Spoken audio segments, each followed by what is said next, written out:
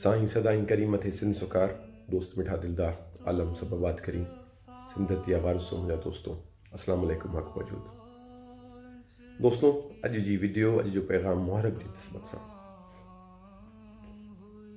हिकिड़ो सवाल ते पैदा थिए थो त आख़िर इमाम हुसैन छो स्पेशल आहे। इमाम हुसैन जी क़ुर्बानी छो स्पेशल आहे, कीअं स्पेशल आहे, छाजे लाइ स्पेशल आहे। दोस्तों असांखे सम्झणु खपे त इंसानी जेकी फितरत आहे, जॾहिं इंसानी फितरत में इंसान जे मथां का ॾुखियाई ईंदी आहे त इंसानु परेशान थी वेंदो आहे। पर जॾहिं इमाम हुसैन अलैहिस्सलाम जी असीं तकलीफ़ खे ॾिसूं था त इमाम हुसैन ते हिकिड़े ई वक़्तु ख़ानदान जो प्रेशर पवे थो, खाधे जो प्रेशर पवे थो, बचत जो प्रेशर पवे थो, दोस्तनि जो प्रेशर पवे थो।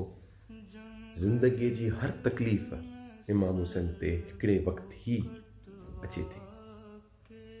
उन खां पोइ बि अगरि तव्हां इमाम हुसैन जो ख़ुतबो ॿुधो त उन ख़ुतबे में तव्हांखे सुकून मिलंदो, उन ख़ुतबे जे अंदरि तव्हांखे हिकिड़ो अहसासु मिलंदो। यादि रखो त इमाम हुसैन अलैहिस्सलाम जॾहिं मके वियो हो त इमाम हुसैन खां अलावा ॿिया माण्हू हुआ जिन बि यज़ीद जी बैत करण खां इनकार कयो।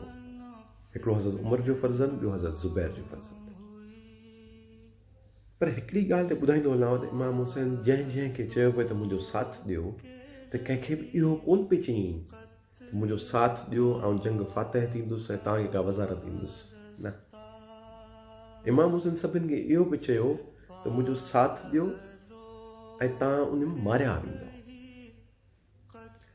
कुझु माण्हुनि जॾहिं इमाम हुसैन खे सलाह ॾिनी त असीं मञूं था त यज़ीद ग़लति आहे, पर अवां ख़ामोश रहो त बहितर थींदो।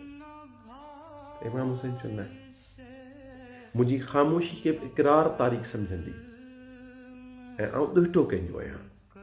ऐं कीअं करे सघां थो हिकिड़े अहिड़े माण्हूअ जी सपोर्ट, ख़ामोशी खे बि सपोर्ट थो चए इमाम हुसैन। ऐं कीअं चई सघां थो कंहिं हिकिड़े अहिड़े माण्हूअ जी सपोर्ट में ख़ामोश कीअं रही सघां थो जेको हिकिड़ी शइ जे लाइ फिट ई न आहे।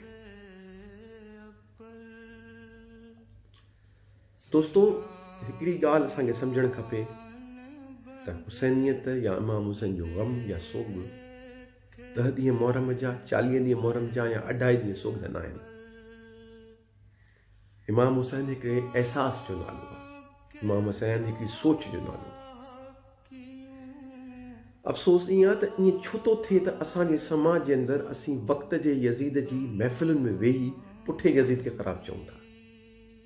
पुठे यज़ीद खे बिल्कुलु ख़राबु चवणु खपे, पर असांजो आम माण्हू छो अमली तौर ते यज़ीदियत ते हले पियो पर नारो ऐं सलाम इमाम हुसैन खे ॾिए थो। ईअं छो आहे? या मुनाफ़िक़त न आहे त पोइ छा आहे? तव्हां हिकिड़ी ॻाल्हि ॿुधाईंदो हलांव त ख़ुदा जे कानून जे अंदरि ख़ुदा मुनाफ़िक़ खे काफ़िर खां बदतर चए थो। ऐं काफ़िर जी माना जेकी असांजे समाज में ॿुधाई वेंदी आहे उहा न आहे। काफ़िर जी माना ग़ैर मुस्लिम न आहे। काफ़िर उन शख़्स खे चइबो आहे जेको हक़ु ॼाणे, ख़बर अथसि त हक़ु छा आहे, ख़बर अथसि सचो केरु आहे, ख़बर अथसि त फैक्टनि फिगर्स जी ख़बर अथसि, उन जे बावजूदि उहो ग़लति राह ते हले, इहो काफ़िर अथव। त माना ख़ुदा जे कानून जे अंदरि काफ़िर मुनाफ़िक़ खां बहितर आहे। छो? काफ़िर इहो आहे जेको हक़ सुञाणे इनकार थो करे। मुनाफ़िक़ छा आहे?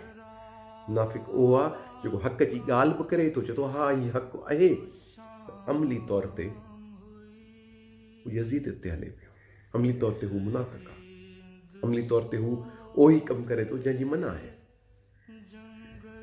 असांजे समाज जे अंदरि मेजॉरिटी माण्हू अफ़सोस सां चवणु खपे थो, चवणु पवे थो त हुन हुसैनियत खे हिकिड़ा 10 ॾींहं 40 ॾींहं 2.5 महीननि जी रस्म बणाए छॾियो आहे।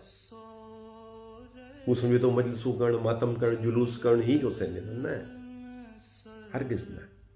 हुसैनियत ग़लति खे ग़लति चवणु आहे। हुसैनियत माहौल जे हिसाब सां पंहिंजे आदर्शनि जो सौदो करणु आहे। इहा हुसैनियत आहे। माना ग़लति खे ग़लति चओ, ग़लति जे ख़िलाफ़ु आवाज़ उथारियो। असीं सिंध जा माण्हू त हूअं ई ख़ुशनसीब आहियूं जो असांजी सकाफ़त, असांजे ट्रेडिशन जे अंदरि आज़ादारी अची वई आहे। असांजे अंदरि को फ़िरक़ो हुजे, भले शियो हुजे, भले सुन्नी हुजे, भले देवबंदी हुजे, भले ग़ैर मुस्लिम हुजनि, हर को पंहिंजे रंग सां, हर को पंहिंजे तरीक़े सां इमाम हुसैन खे यादि करे थो। दोस्तो, असां सभिनी खे हिकिड़ी सजेशन ॾींदुसि, सॼनि छा हिकिड़ी मिनत कंदुसि त असांजी सोसाइटीअ मुख़्तलिफ़ तरीक़नि सां इमाम हुसैन खे यादि थो कयो वञे। महिरबानी करे अगरि तव्हांजे फ़िरक़े जे हिसाब सां, तव्हांजी सोच जे हिसाब सां माण्हू कोन को इमाम हुसैन खे यादि करे, उनखे तंग न कयो। छो त सिंध धरती जे अंदरि त हर माण्हू हुसैन जे रंग में रंगियल आहे, असांजे कल्चर जे अंदरि त हर माण्हू रंगियल आहे, त पोइ फ़िरक़नि जे बहस में वञी तव्हां ॿिए जी दिलि आज़ारी न कयो। हुसैनियत दिलि आज़ारी जो नालो न आहेव, हरगिज़ न आहेव।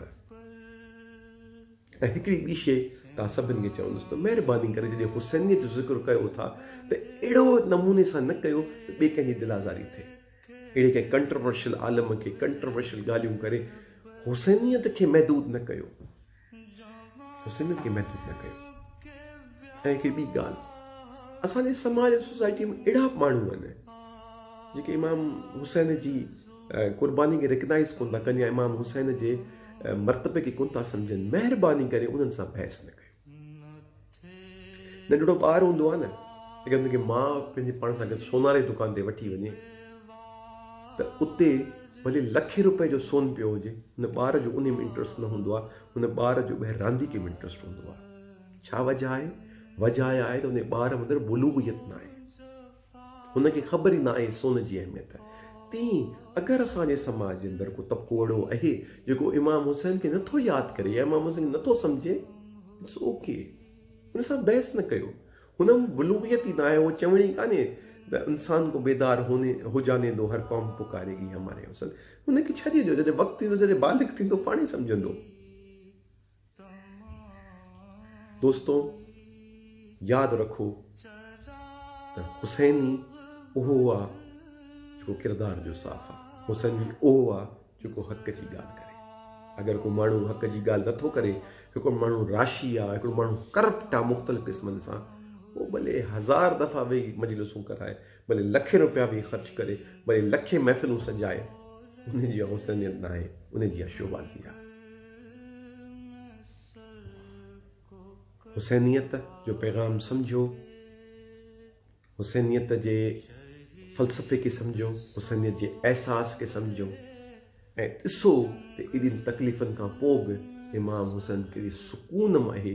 इमाम हुसैन जो जेको ख़ुतबो, तव्हां सभिनी खे चवंदुसि त इमाम हुसैन जो ख़ुतबो वञी ॿुधो ऐं दिमाग़ में इहा ॻाल्हि रखो, जॾहिं इमाम हुसैन जो ख़ुतबो ॾिनो आहे त इमाम हुसैन जा ॿार बच्चा हर तकलीफ़ उन मथां आई आहे, पोइ बि उन माण्हू सुकून छो आहे? छो त हुन जंहिं शइ में यकीन रखियो अथई, जंहिं शइ में ईमान हो, उन ईमान में का गड़बड़ न हुई। उम्मीद नंढड़ो पैगाम तव्हांखे सम्झ में आयो हूंदो। वधि में वधि शेयर कयो ऐं हुसैनियत जे मर्तबे खे सम्झो। बहस मुबाहिस न पओ, हिकिड़े अहसास खे अहसास ई रहण ॾियो, उन अहसास खे को डिबेट जो इशू न ठाहियो। आख़िर में साॻी दुआ जेकी कंदो आहियां हमेशह लाइ, साईं सदाईं करीम ते सिंध सुकार, दोस्त मिठा दिलदार, आलम सभु आबाद करी। महिरबानी।